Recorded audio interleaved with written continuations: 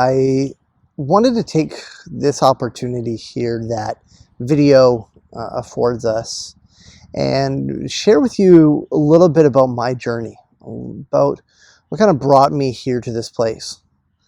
Even right now, I'm at Upper Queen's Park in Stratford, Ontario. I'll tell you, I never ever thought I would live in Ontario.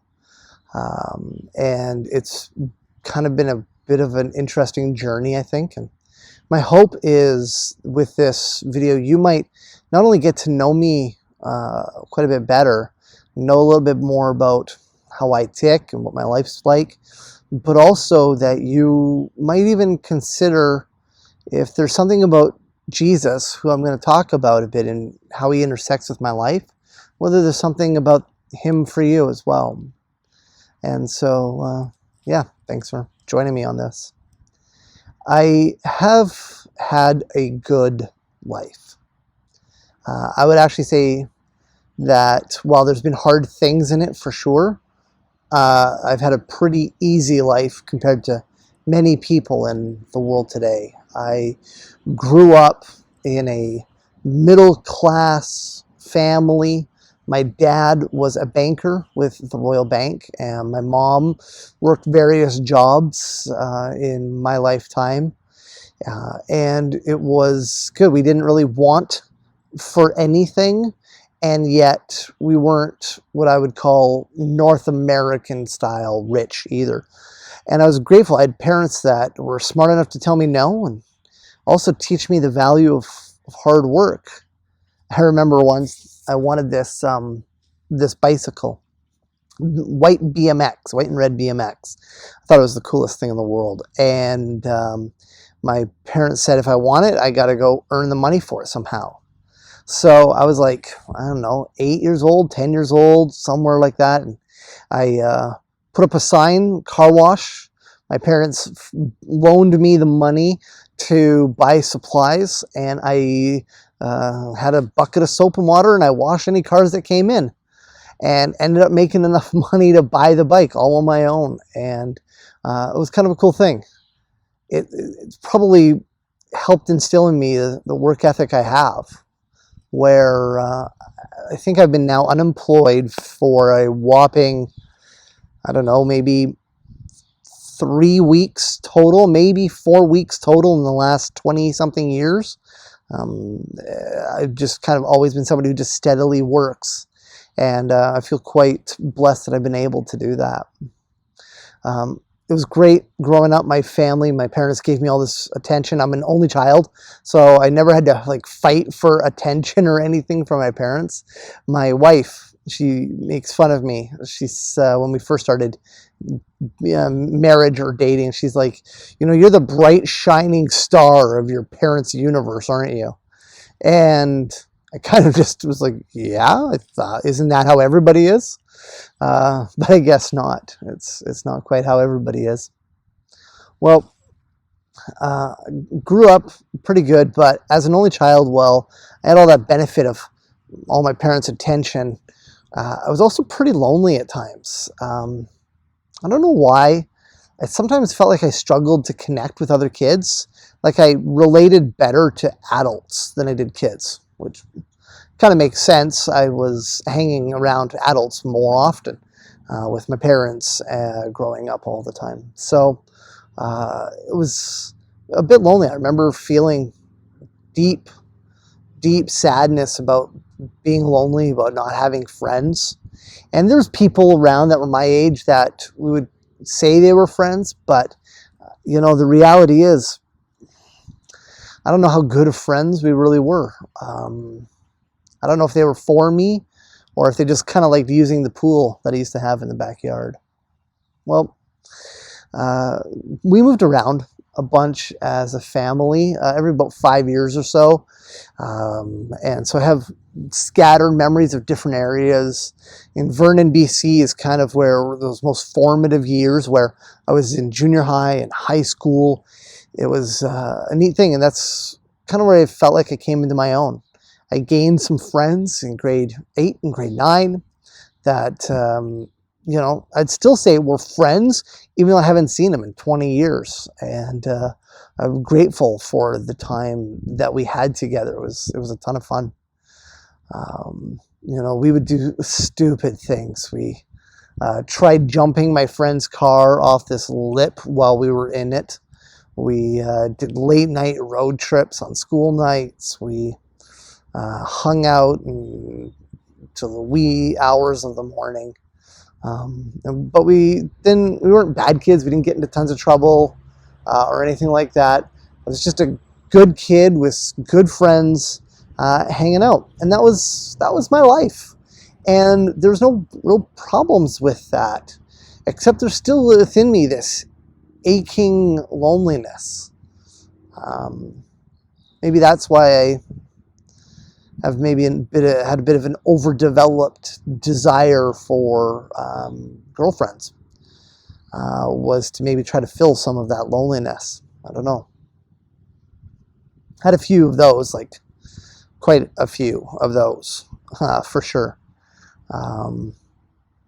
And it would be like 5 months, 4 months, maybe less, and it just wouldn't want to be around them anymore, and we were done. Nothing ever lasted. Well, coming out of high school, thinking my life was going to go one way, and kind of getting lost in my young adult years without a real sense of direction. I didn't really know what I was going to do. College didn't work for me. I was in business college. I didn't like it. I ended up dropping out before midterms of our first semester. I was working, and I liked working, but I had no real purpose in my life. I would just work, eat out, and hang out with my friends. That was my entire life. And into that, somebody reached out to me, a guy I become friends with, a guy named Terry. And he invites me out one night, and we're like, I don't know, late 17, early 18 years old. He tells me that this Baptist youth group is going laser bowling and said we can go if we want. So I said, sure. And because I was never against doing anything, and I was never against religion, I just didn't really know anything about it. Like, I remember at a camping trip with my friends, I had one Christian friend who was trying to tell us all about Jesus. And I remember telling him that I believed that whatever you believe is what's going to happen to you. So if you believe in heaven and hell and you're going to go to heaven, that's fine. That'll happen to you. And if you believe in reincarnation, then that will also happen to you. Like, that'll happen as well. Like, didn't make a ton of sense. I wasn't the most logical person back then. Just trying to make everybody get along, I guess. But Terry reached out to me and invited me out to youth group. I'd been to church a couple times when I was like 14. In fact, I still remember the first time I ever stepped into a church. I was like 14 years old, and I stayed over at my friend's house, Tim.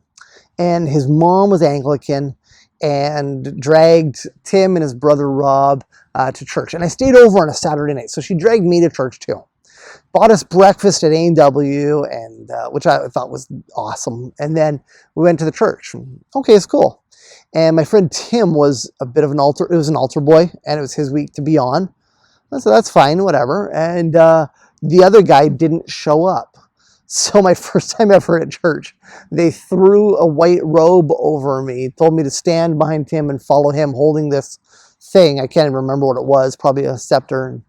I was an altar boy the first time I ever stepped into church, which is probably pretty indicative of my entire childhood, or not my childhood, my entire life. It was willing to do just about anything, whether I was qualified to do it or not.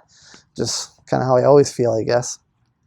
Well, years later, when I'm with Terry, he invites me to this youth group to go laser bowling, where they shut off the lights and have it all glow in the dark and music pumping. So as a church youth group, we all went, and I found out that at this group, a majority of them were girls. And I liked my chances. So I went and enjoyed the night and kind of caught the eye of a girl, and she caught mine. And so I went back the next week. And then I went back the week again after. And then pretty soon I found out they don't just meet on Fridays, they also meet on Sunday mornings. And so I started going to church just to kind of be around the girls. But while I was there, I was hearing stuff that I hadn't really heard before. I was hearing teachings about God, about Jesus, being taught the Bible. And it wasn't penetrating. It didn't mean anything to me. In fact, I would often on a Saturday night still go out to the bar and spend time and have a drink or two, nothing dangerous or excessive, but then I would, still safe to drive, but I would drive. But instead of driving all the way home, which is like 25 minutes away, at 3 a.m., I would actually just drive to the church and either put the seat back in the car, recline back and fall asleep in the parking lot until church the next morning, or I'd go up into the pastor's place because the pastor was my friend Terry's dad. And so Terry lived there, and he'd leave the door unlocked in the main floor or the basement floor, and I'd sneak in and go and sleep on the couch until church the next morning. And this was like a year and a half, just doing church, still doing the own thing. Nothing's penetrating. I'm not thinking about anything deeply or anything like that. I'm not against it, but it wasn't for me either at the same time. But I kept going. Well, all of a sudden, one day, Terry and another friend, Jeff, they said, well, let's go out to this camp. And while we're at this camp, we're going to, it'll be a youth worship night. I said, okay, sure, let's go. So we jump in the car, we fly out there, and probably broke a few speed laws getting out there, but it's typical for 18-year-olds. Well, we go, and I'm looking around, and of course, I'm mostly just looking for who are the pretty girls and keep my eyes on them. And they start singing, and it's outdoors. It's a really nice setting. Well, I look over at these couple girls who were quite pretty, and they just had their hands up. They were like this, and their eyes were closed. And I don't know, maybe it was the first time in a while, I stopped objectifying them and I looked at them. And I saw a peace on their face that I knew was not in my life. I knew I needed it. I knew that there's still turmoil, there's still loneliness, there's still brokenness within me. Even though my life was good, there was still a brokenness within me. And I turned away from looking at them and I faced towards the front. I've been going to church now for a bit, so you kind of know how to stand or whatever, but I just kind of, for the first time ever, I raised my hands up, both hands like this, and I closed my eyes. And I didn't do anything or say anything profound or anything like that, but I just distinctly remember that act of like surrender. And in that moment, I felt all of the air in my lungs just expel out in one long breath, and it was heavy and clogged, if that makes sense. Almost like an air filter that's got a lot of dust in it, right? I felt it all just pour out. And then I remember just gulping in this deep breath of air, which was clean and fresh and bright. And it changed everything in that moment. Like, I don't know if I can really explain how cataclysmic a shift it was for me. It was like stuff I didn't even know that I had learned became true for me. And I knew in an instant that God was real. I knew in that instant that Jesus was God's son. All the stuff I'd been taught at this Baptist church. And my next thought was, oh, crap. Because I knew I'd have to change everything about my life. I came back from that day kind of a changed guy. I'd been living with this girl A friend from work. We'd slept together a couple of times. And I came back that night and just said, we can't do this. One of us has to move out. It's not right anymore. And so within the next couple of days, she moved out, left me some of her stuff. Score. Then my friend Terry, whose dad was pastor of a small Pentecostal church, Terry moved in, and I remember one day I was visiting Terry at his dad's church, and we were downstairs, and it's kind of talking about what happened. And I remember he reached up on the shelf and he grabbed me this like cheap $8 NIV Bible, and he says, "Here, you can have this."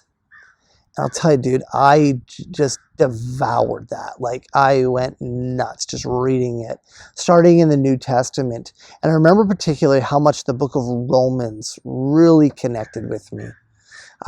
It just came alive in such a beautiful way. I couldn't believe it, because it wasn't just an ancient history book. It was like a story of my own life. And it gave me instruction of how I'm supposed to be, answered questions I didn't even know I had. And it changed everything. I used to swear a lot back then, like a lot, every other word.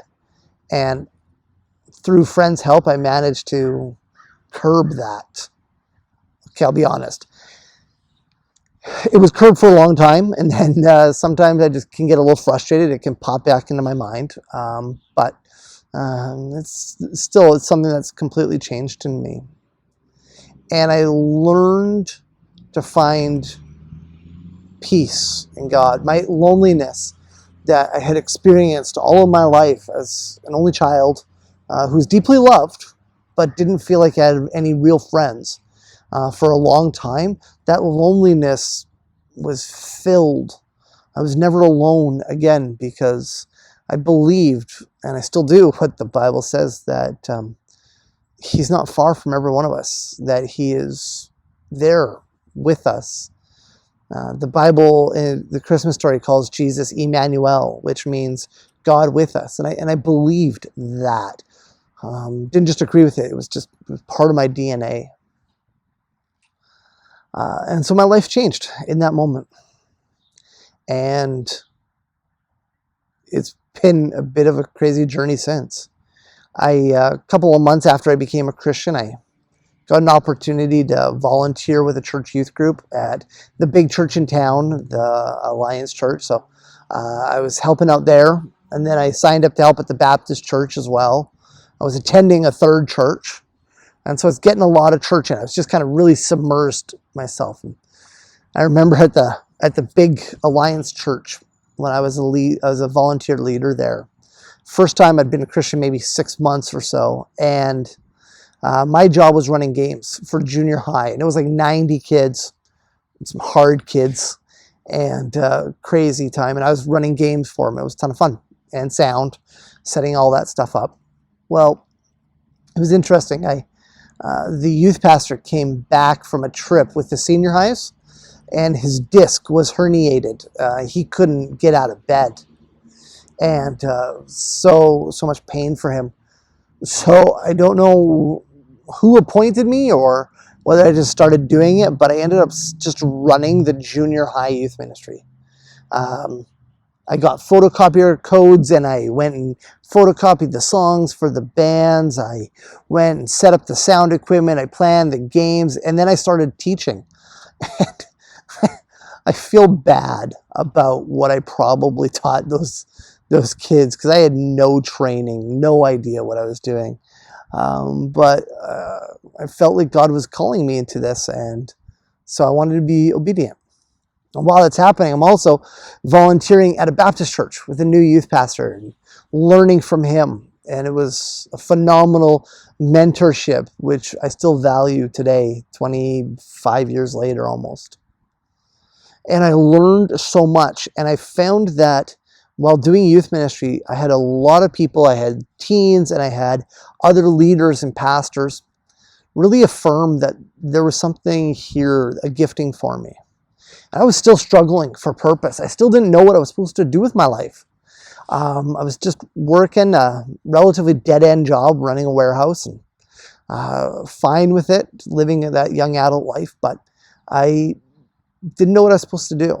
And I just heard what people were saying, and I just believed that God was calling me to be a pastor, which is kind of crazy for a guy who's, only started going to church a couple of years before, who nobody else in their family was going to church or was what I would call a follower of Jesus at that time. And so I went to Bible college, and in the year 2000, and my eyes were being opened in such amazing ways. It was just like one of the best years of my life. One of the things that probably made it the best year is that's where I met Abby. We were freshmen together. She was from Edmonton, I was from BC, and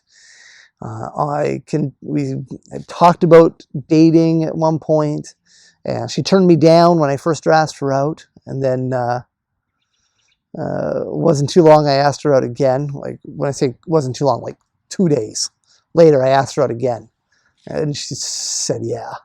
And that was December 5th, 2000. That's the day we started dating.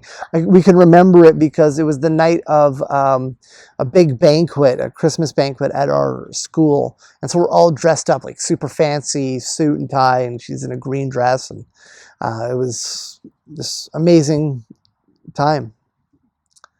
Well, I did 2 years of Bible college, and then Abby and I got married. That's May 4th, 2002. Yes, I do love Star Wars, but I'm going to say that it was not called Star Wars Day when we did it. And we moved around a bunch. I was going to do a seminary program that didn't end up working out for us. We worked for a little while, and we moved from BC back to Calgary and worked for a while. And then I had been applying, and I got my first job as a youth pastor on Vancouver Island at a Baptist church, and it was amazing. It was absolutely amazing. That's where my first daughter, Rebecca, was born, and we had some great ministry there. I still have really good friends from that church and in that life there that I deeply appreciate to this day. It was a great couple of years, but while we were there, we were struggling in our marriage, in our life, and we're pretty sure that my wife was struggling with some postpartum depression at the time, and we didn't get it diagnosed. And one of the problems is we didn't seek help from wise people around us. We kind of hunkered down and processed everything ourselves, so we ended up leaving after a couple of years, and went back to Calgary and was working for a bit. And I had experienced some other things that made it hard. I had to think twice about whether or not I wanted to stay being a pastor. A couple of weeks into a workforce on a construction site changed my mind, and I knew I wanted to go back. And so went back to college and to finish my degree. Now I've got 2 kids. Hannah's born at that point. It's 2006, and we're back at school. And that's when I get a call to go to Panoka, Alberta, and pastor there. And we were there for 5 years. And about halfway through it, I experienced something that almost ended me in ministry. I had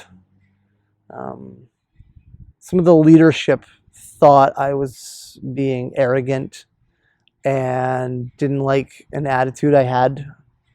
I have to admit, even this many years later, I'm still not 100% clear on it all. But it was bad enough I almost got fired for it. Did some counseling, tried to make it better, and we did.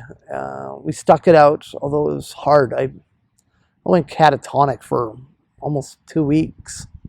Didn't know how to move, think, feel. I didn't know if I wanted to stay being a Christian. I didn't know if I wanted to stay being a pastor. But realized I don't have any other skills I can use. I don't know how else I can have a job. And we stuck it out, and we healed, and that was really good. From there, we moved to Saskatchewan, and I took a role as a senior pastor of a small church there. It was a great time for sure, but we felt so isolated, just so far away from everybody. Um, while we were in Pinoca, just to back up a bit, our youngest daughter, Hannah, was diagnosed with autism, and it wasn't like it's not a high functioning form. It's a very, very low functioning form, which has just made everything harder. Put a huge strain on our marriage. It put a huge strain on my work, on ministry. My wife didn't feel like she could go to church well because Hannah would just scream the whole time. So she just played pastor's wife for almost 10 years. And it hurt her a lot, for sure. The judgmentalism that we would experience from sometimes other Christians hurt. And it was tough. And then when we moved to Saskatchewan, the church was really good for everything, but it was still some of the same. Hannah not being a part of the church, and really hurting in that way, and people understanding and not at the same time, made it real tough. And we were so isolated away from family and all that we were only there a couple of years, and then we went back to BC and took a couple of years off. And I volunteered back at that same Baptist church that I started volunteering in so many years ago. And God did a really good work in my life in that time. He just reinstilled a love for teenagers to me. And I had some great, great times with them. And I felt a call to come back to being a pastor. So I started applying at places, and I applied at this church in Calgary, and they said no. And then I saw the ad up again and a different executive pastor's name there. So I applied again. And this time they said yes. And we were there for 3 years, and it was really good. It was good ministry there. The church, though, went through a lot of turmoil, a lot of pain, a lot of struggle in the church. That started from before I went there and has continued a bit on after. And it was a bit tough there for some of it. But I really felt like God was calling me to do something that maybe I'm not qualified for, that my family definitely isn't qualified for, but to do it in faith anyway. And that would be to take a higher form of leadership in a church, a senior leader. So we looked around.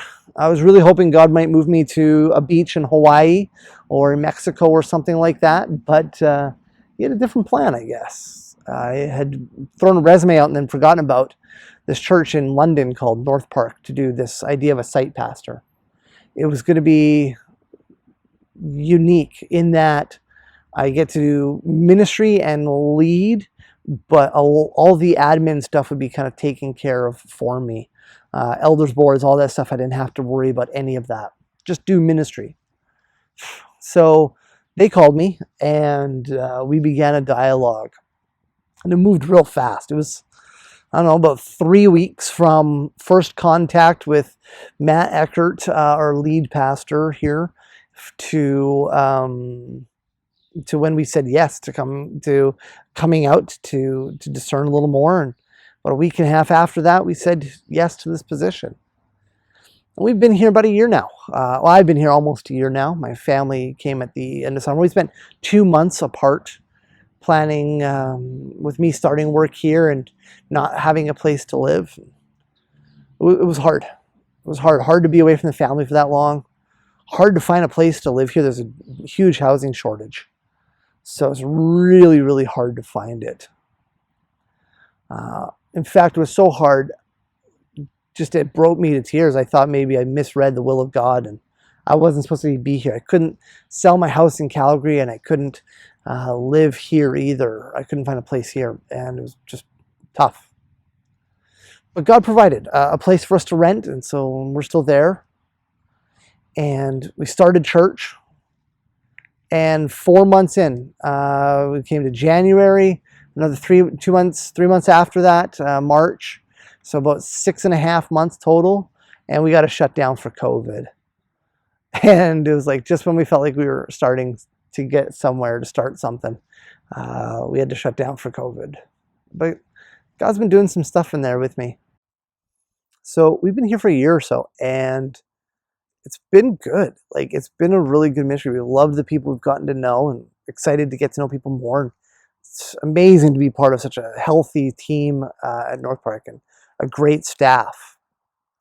But it's also been challenging in our family as well. It's been probably the hardest year in our marriage that we've had ever. But we're still seeing God do something in our hearts and our minds. It's interesting when I think about that whole journey. I think of this verse in the book of Acts that Paul, he's preaching to some people who are, they're Athenian, they're philosophizers, they loved just talking about new ideas, and he wants to tell them about God, but he doesn't actually mention God or even Jesus.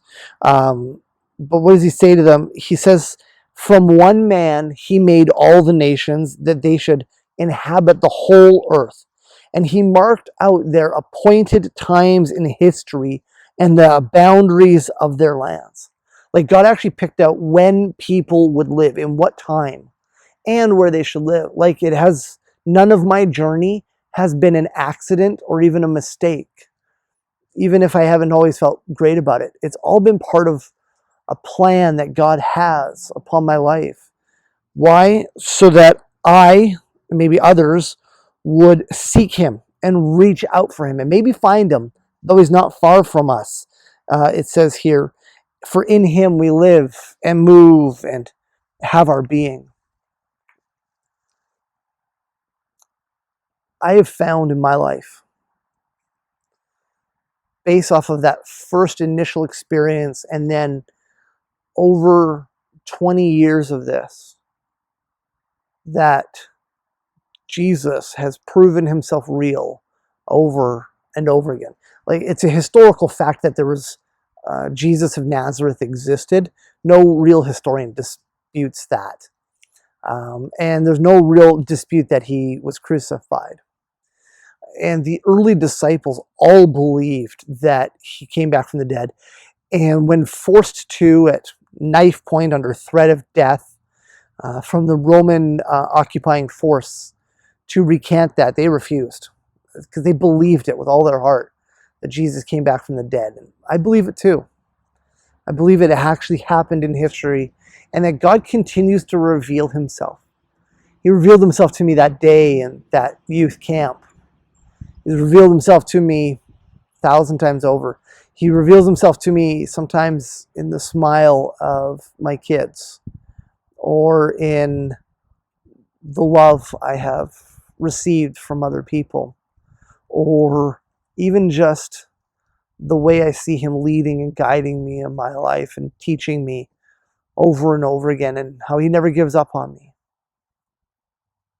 I've always believed since that day that God was real, even when it hurt. I don't know where you're at. I don't know what you believe.